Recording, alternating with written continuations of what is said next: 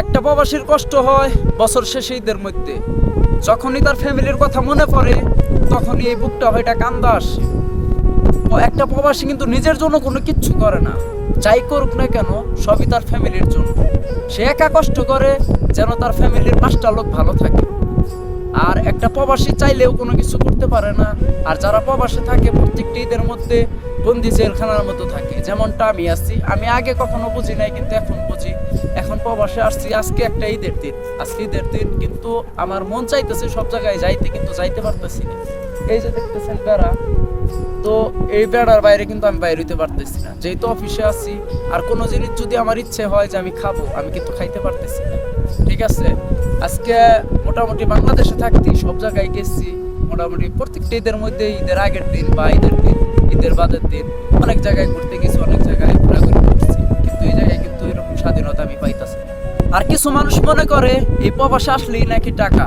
হ্যাঁ, টাকা আছে, ঠিক আছে, কিন্তু এই টাকার পিছনে যে কতটা কষ্ট করতে হয় সেটা একমাত্র যারা প্রবাসে থাকে তারাই বুঝে।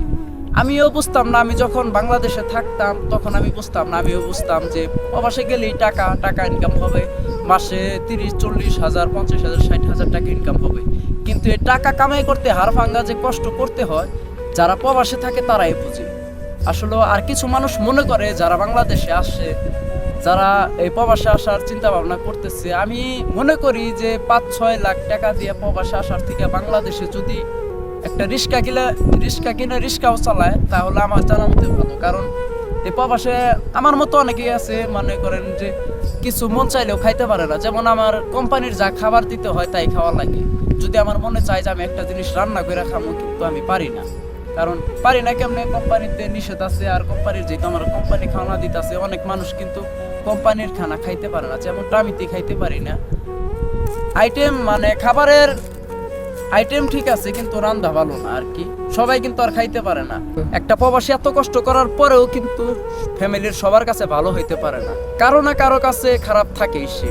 আর একটা প্রবাসীর সব থেকে কষ্ট হয় তখন, যে এত কষ্ট যাদের জন্য করে, তারা যখন একটা প্রবাসীরে ভুল বুঝে, তখন তার সব থেকে বেশি কষ্ট হয় আমার জানা মতে।